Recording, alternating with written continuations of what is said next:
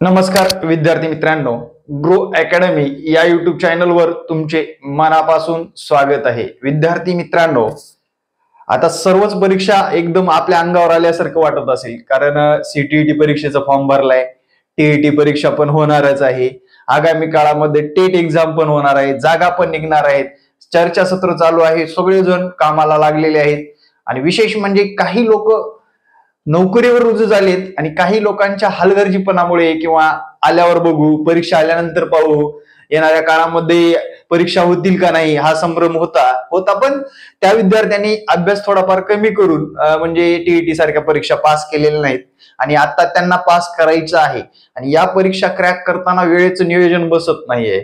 TET सारख्या CTET सारख्या परीक्षा पास झाल्यानंतरच आपल्याला खऱ्या अर्थाने कॉम्पिटिशन मध्ये येऊन येणाऱ्या टेट एक्झाम मध्ये मेरिट मध्ये मार्क मिळवून आपल्याला लागायचं असतं। मित्रांनो, हे स्पर्धेचं युग आहे, इथं तुम्हाला स्पर्धा एकमेकाशी नसून ते पूर्ण महाराष्ट्रातल्या अभियोग्यता धारकाची असणार आहे आणि ते तुम्हाला अभियोग्यता धारकानुसारच येत्या काळामध्ये मेरिट मध्ये सुद्धा ग्रोथ होईल मित्रांनो। कारण काय विषय, सगळीकडे ऑनलाईन शिक्षण झालेलं आहे, ऑनलाईन शिक्षण घेऊन प्रत्येक जण घरात बसून आपलं निवांत शिकू शकतोय म्हटल्यानंतर याच्यामध्ये अजून मार्कात वाढ होईल, याच्यातला हार्डनेस सुद्धा वाढेल आणि या परीक्षा अजून काठीण्य पातळीवर जाऊ शकतात मित्रांनो। त्यामुळे तुम्हाला प्रॉपरली अभ्यास करणं गरजेचं आहे, कारण कॉम्पिटिशनचं युग आहे। इतर कॉम्पिटिशनच्या तुलनेमध्ये आपलं कॉम्पिटिशन कमी आहे मित्रांनो, लक्षात घ्या। आता जर बघितलं 4-5 हजार तलाठी भरती झाली, साधारण 7 ते 8 लाख लोकांनी परीक्षा दिली, त्याच्यामध्ये घोटाळे, पण या डिपार्टमेंट मध्ये अजिबात घोटाळा होणार नाही, कारण सगळा घोटाळा बाहेर निघालेला आहे। 2021 पासून 2023 पर्यंत तुम्ही पाहिलेलंच असेल,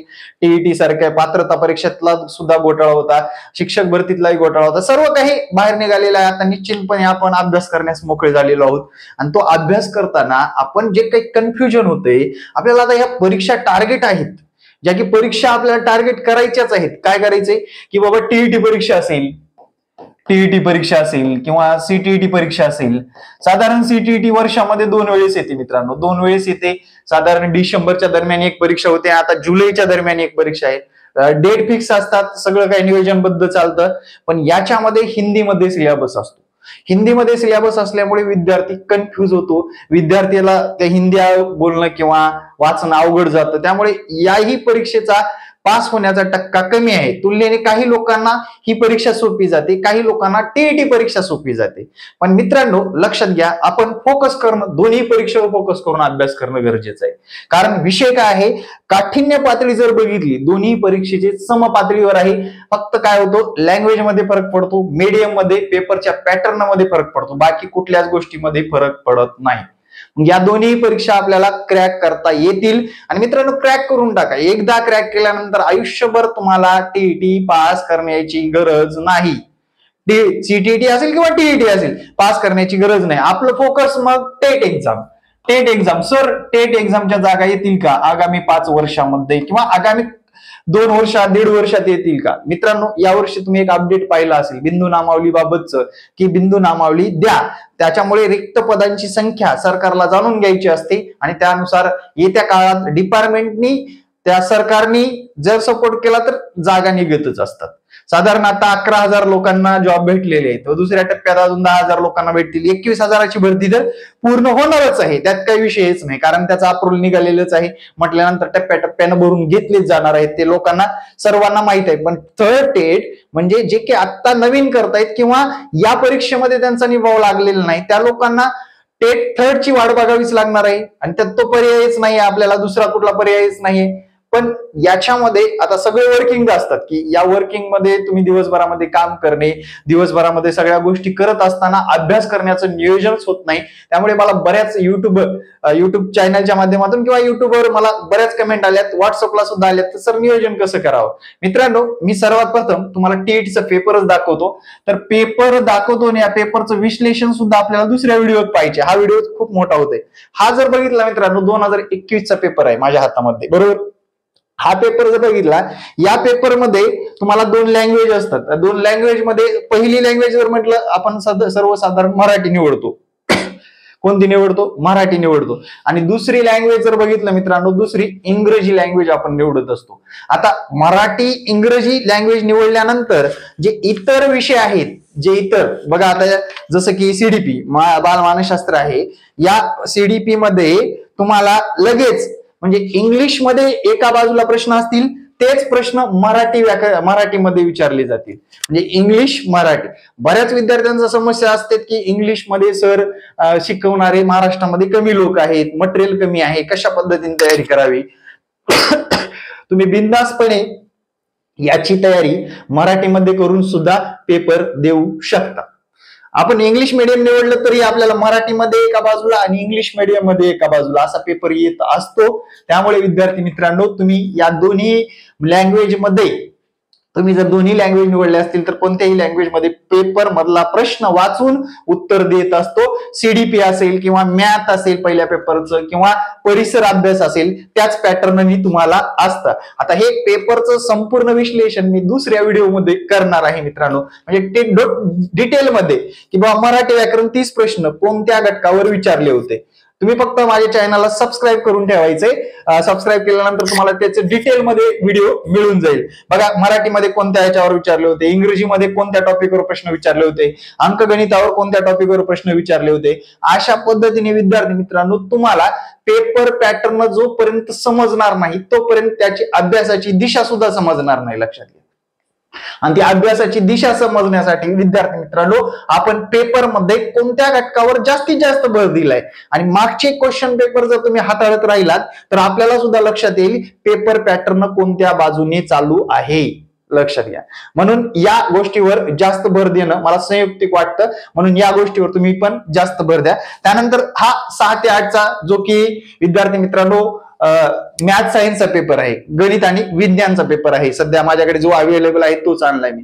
याच्यामध्ये पण विज्ञान घटकावर कसे प्रश्न विचारलेत, कोणत्या पाठ्यक्रमामधून विचारलेले आहे, काय केलेलं आहे, नेमकं कोणत्या गोष्टीवर भर दिलेला आहे, या सर्व गोष्टी डिटेलमध्ये आपण त्या दुसऱ्या व्हिडिओमध्ये नक्कीच पाहणार आहोत. आता विद्यार्थी मित्रांनो लक्षात घ्या, या परीक्षा क्रॅक करायचे एकाच दगडामध्ये आपल्याला या तिन्ही परीक्षा पाडायच्यात म्हटल्यानंतर तुमचे विषय निवडताना टीईटीचे शक्यतो हेच निवडा, मराठी निवडा, इंग्रजी निवडा.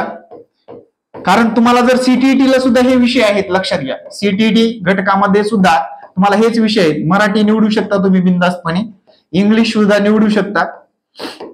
राहतो आता इथे सीडीपी मराठीमध्ये इंग्लिशमध्ये येतो, इथं सीडीपी पेडॉलॉजी वगैरे विचारलं जातं, ते सुद्धा हिंदी आणि इंग्लिश मध्ये येत असतं मित्रांनो, लक्षात घ्या. हिंदी इंग्लिश मध्ये येत असतं.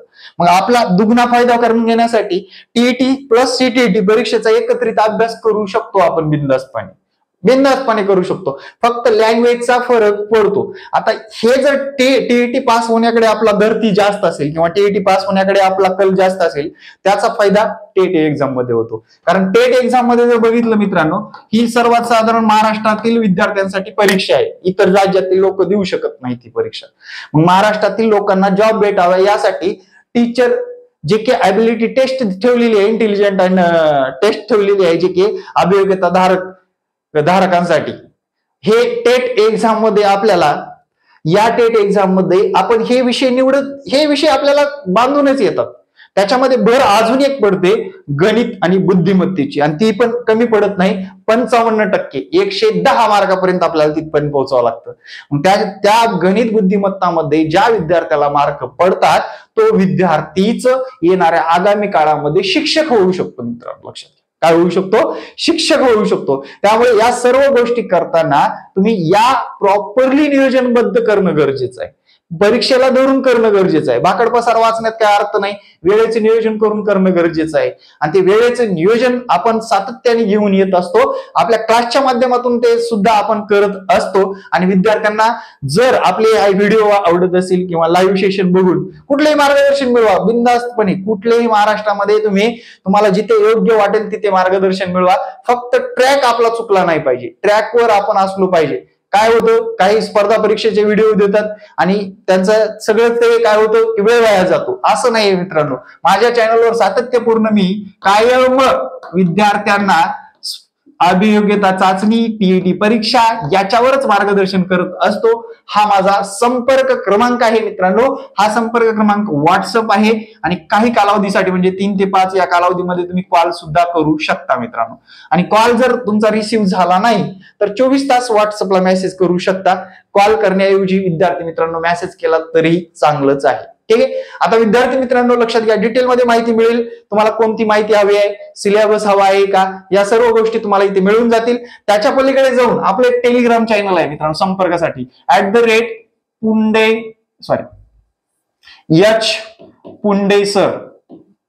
पुंडे सर या नावाने टेलिग्राम चॅनल आहे. टेलिग्रामला सर्च केला तर मिळून जाईल. तिथे काही विविध प्रकारच्या पीडीएफ अपडेट मिळून जाणार आहेत. आता विद्यार्थी मित्रांनो लक्षात घ्या, अभ्यास करते वेळेस प्रॉपरली जे की तुम्हाला पेपरला प्रश्न आलेले आहेत, मागच्या पेपरला त्या प्रश्नांची उजळणी करूनच अभ्यासाला सुरुवात करा. आता हे का सांगतोय, सरांनी आम्हाला या व्हिडिओमध्ये काही कुठली दुसरी गोष्ट सांगितली नाही किंवा पुस्तक पण सांगितले नाही, पेपर पॅटर्नवरच बोलले. तर मित्रांनो हे तुम्ही करणं गरजेचं आहे. 5 पेपरचं विश्लेषण करा, तुम्हाला एक अभ्यासाचा ट्रॅक सापडेल. आणि जे तुम्ही मार्गदर्शन मिळवतायत ते योग्य शिकवतायत का, योग्य मार्गदर्शन करतायत का, त्या घटकावर भर दिला जातोय का, हे सुद्धा लक्षात येणार आहे.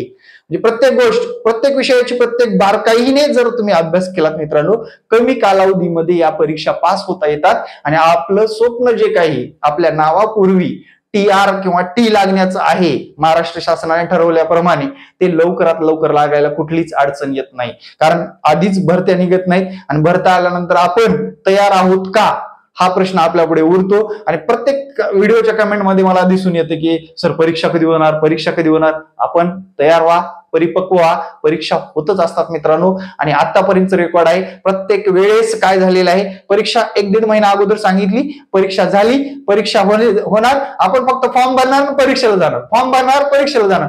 अरे फॉर्म भरून परीक्षेला गेलो पण पास झालो का, हा प्रश्न अभियोग्यताधारक असेल किंवा टीईटी परीक्षा देणाऱ्या प्रत्येक विद्यार्थ्यांनी विचारणं गरजेचं आहे.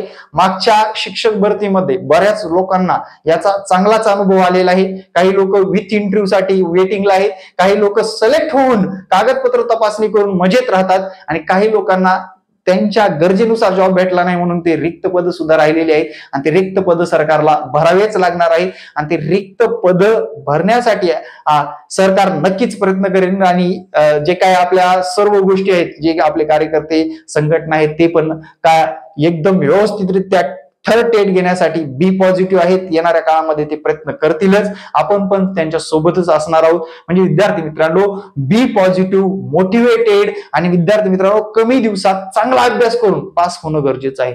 मला या व्हिडिओच्या माध्यमातून हेच सांगायचं होतं. आणि तुम्ही या परीक्षा अशा पद्धतीने क्रॅक करू शकता. येणारा तो व्हिडिओ नक्की पाहायला विसरू नका. त्या व्हिडिओमध्ये टॉपिक सांगणार आहे, ते टॉपिक तुम्हाला सुद्धा क्रॅक करायचे आहे. Thank you very much. जय हिंद मित्रांनो, भेटू नेक्स्ट व्हिडिओमध्ये. जय हिंद, जय महाराष्ट्र, धन्यवाद.